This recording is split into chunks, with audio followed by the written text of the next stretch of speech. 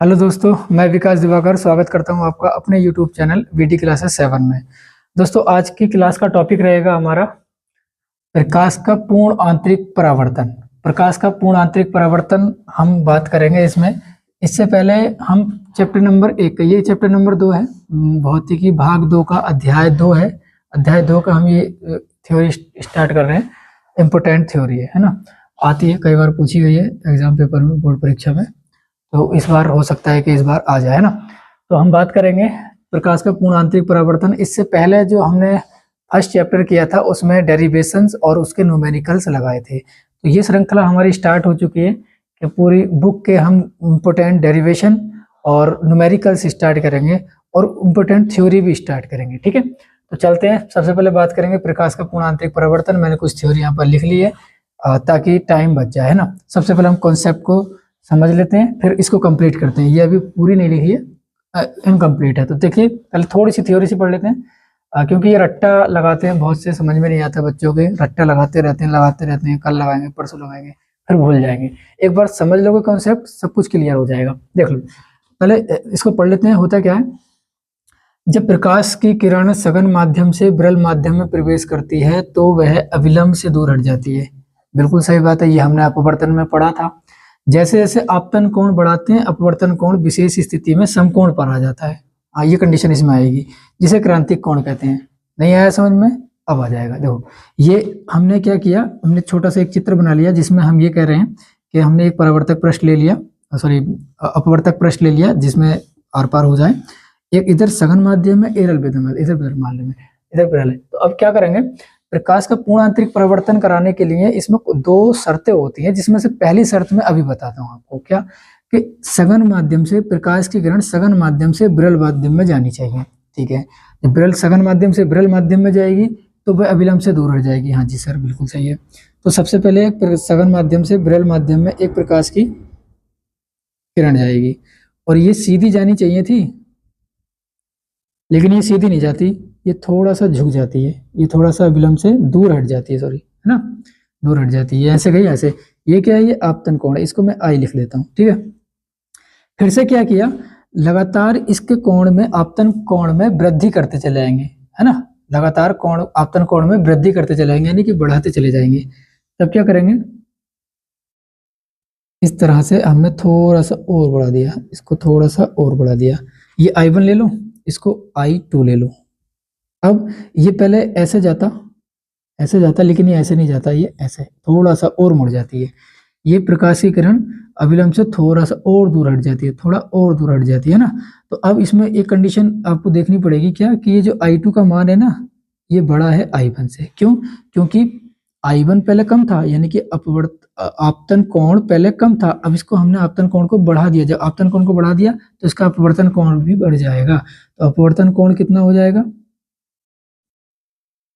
ये R1, इसको ले लेंगे R2, है ना, ये R2 हो जाएगा। अब थोड़ा सा और बढ़ा दो, इसको धीरे धीरे बढ़ाते चले जाएंगे, धीरे धीरे बढ़ाते चले जाएंगे, धीरे धीरे बढ़ाते चले जाएंगे। ये तो अब एक कंडीशन ये आ जाएगी, क्या, ये हो गया I3 किससे बड़ा है, पहले तो ये देखेंगे, I3 बड़ा है I2 से भी, और बड़ा है किससे, I1 से भी बड़ा है। ठीक है, अभी जो अपवर्तन हो रहा था, वो जो किरण थी, अपवर्तन कोण, अपवर्तित किरण यहाँ पे थी। अब हमने इसमें आपतन कोण में और वृद्धि कर दी, आपतन कोण को और बढ़ा दिया। तो ये जो अपवर्तित किरण है, ये जो अपवर्तित किरण है, ये जो अपवर्तित किरण है, ये जो अपवर्तित किरण है, ये अब कहाँ जाएगी, ये अब यहाँ जाएगी, यहाँ पर। और ये क्या है, अब देखो यहाँ से जो कोण बन रहा है, यहाँ से जो कोण बन रहा है उसको हम R3 ले लेते हैं, और ये बन रहा है समकोण। ये क्या बन रहा है, समकोण बन रहा है। ये क्या बन रहा है, समकोण। और जब ऐसी स्थिति आ जाए, इसको बोलते हैं एक विशेष स्थिति, और इस स्थिति को बोलते हैं सी बोले तो क्रांतिक कोण। नहीं आया समझ में भी क्या, फिर से देख लीजिए, इसको क्रांतिक कोण बोलते हैं। ठीक है, अभी मैं इसको मिटा देता हूं क्योंकि मुझे थोड़ा सा और आगे बढ़ाना है इसको, है ना।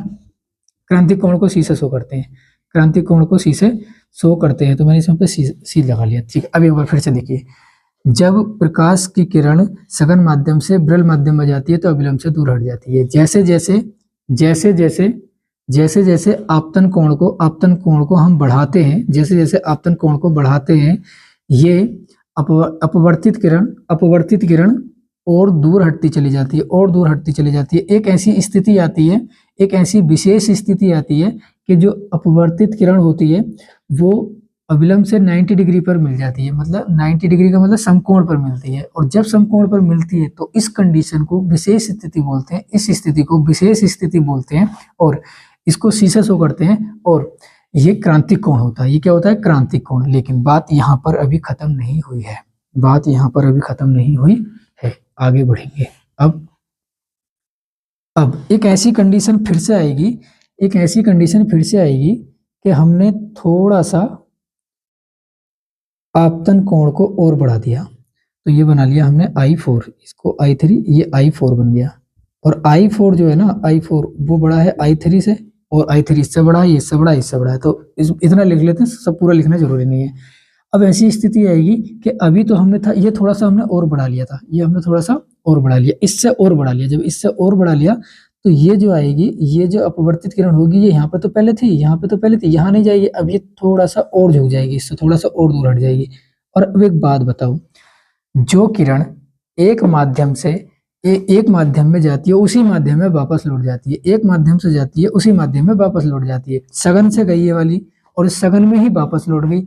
हालांकि परावर्तन नहीं हुआ है, इसका परावर्तन नहीं हुआ है, ये फॉलो कर रहा है अपवर्तन की घटना को।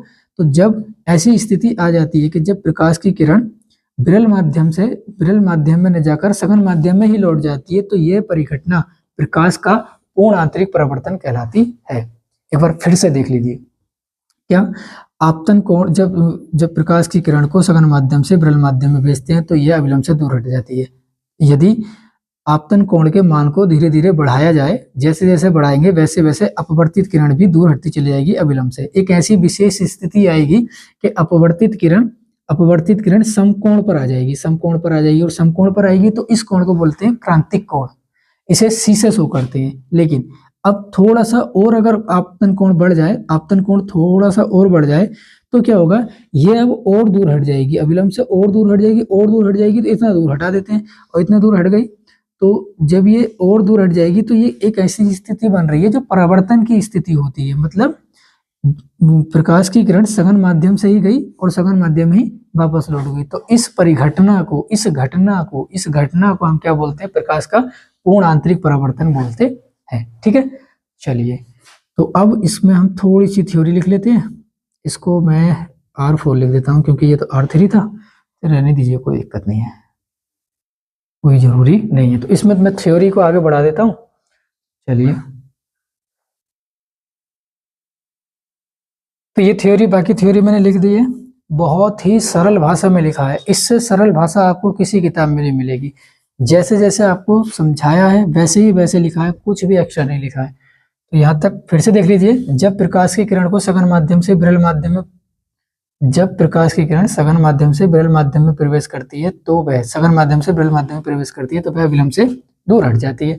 जैसे जैसे आपतन कोण को बढ़ाते हैं, मतलब थोड़ा सा बढ़ा दिया फिर बढ़ा दिया, तो ये जो आपतन कोण है ये भी बढ़ता चला जाएगा, है ना।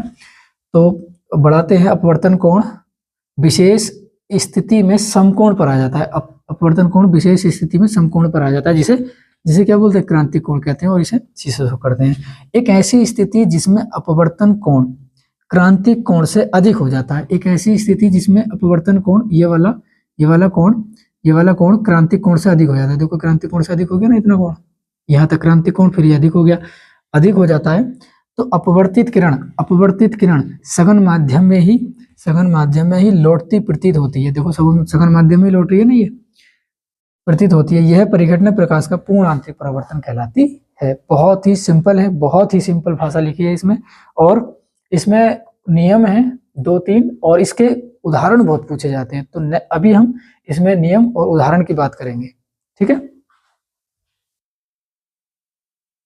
तो ये है पूर्ण आंतरिक परावर्तन की शर्तें। शर्तें 2 ही शर्तें हैं जो बता चुका हूं मैं। पहले तो मैंने बता दी थी कि क्या प्रकाश की किरण सघन माध्यम से विरल माध्यम में जानी चाहिए, और दूसरी शर्त क्या कि जो अपवर्तन कोण है वो क्रांतिक कोण से ज्यादा होना चाहिए। बस ये तो प्रकाश की किरण सघन से विरल माध्यम में संचरित होनी चाहिए, और अपवर्तन कोण क्रांतिक कोण से अधिक होना चाहिए। अपवर्तन कोण क्रांतिक कोण से अधिक होना चाहिए। इंपॉर्टेंट चीज क्या है इसमें, इंपॉर्टेंट, हालांकि पूरा इंपॉर्टेंट है लेकिन सबसे ज्यादा ये पूछा जाता है, पूर्ण आंतरिक परावर्तन के उदाहरण कौन कौन से हैं। हीरे का चमकना, हीरा अगर चमकीला दिखाई दे रहा है तो वो पूर्ण आंतरिक परावर्तन के कारण होता है। रेगिस्तान में मरीचिका का बनना, रेगिस्तान में मरीचिका का बनना मतलब ये कि कहीं कहीं पे आपने खुद देखा होगा कि दूर ऐसा लगता है जैसे पानी है, लेकिन पानी एग्जैक्ट में होता नहीं है। जैसे हम अगर कभी सड़क पे भी जाते हैं तो दूर से हमें लगता है कि उस जगह पर, दूरी पर वहां पे पानी गिरा है, जब वहां पे हम देखते हैं तो कुछ पानी वानी नहीं होता, तो उसको बोलते हैं मरीचिका। तो रेगिस्तान में मरीचिका का बनना। और कांच में पड़ी दरार का चमकना, कांच जब टूट जाता है तो उसमें जो दरार होती है वो दरार चमकती है उसकी कांच से ज्यादा। जल में परखनली का चमकना, जल में अगर परखनली डालते हैं तो वो चमकने लगती है। तो ये रहा प्रकाश का पूर्ण आंतरिक परावर्तन। ये कॉन्सेप्ट आपको कैसा लगा कमेंट बॉक्स में जरूर बताइए, आपके कमेंट का हमें इंतजार रहेगा। और ये वीडियो कैसा लगा आपको आप जरूर बताइए। और अगर चैनल पर नए हैं तो चैनल को सब्सक्राइब कर लीजिए, क्योंकि अब आपके एग्जाम की प्रॉपर तैयारी यहाँ पर कराई जाएगी और इम्पोर्टेंट ही कराएंगे, क्योंकि इतना टाइम है नहीं कि पूरी बुक एक साथ चलाएं, है ना। तो जो इम्पोर्टेंट है एग्जाम के व्यू से वही चीज हम स्टार्ट कर रहे हैं। तो पहला चैप्टर हमने कंप्लीट कर लिया है, सेकंड चैप्टर में हमने प्रकाश का पूर्ण आंतरिक परावर्तन कर लिया है। अगर आपको किसी भी टॉपिक पर वीडियो चाहिए, किसी भी टॉपिक पर, तो आप कमेंट में बता सकते हैं, उस पर अमल किया जाएगा। तो चलते हैं नेक्स्ट वीडियो की तरफ, तब तक के लिए थैंक यू सो मच।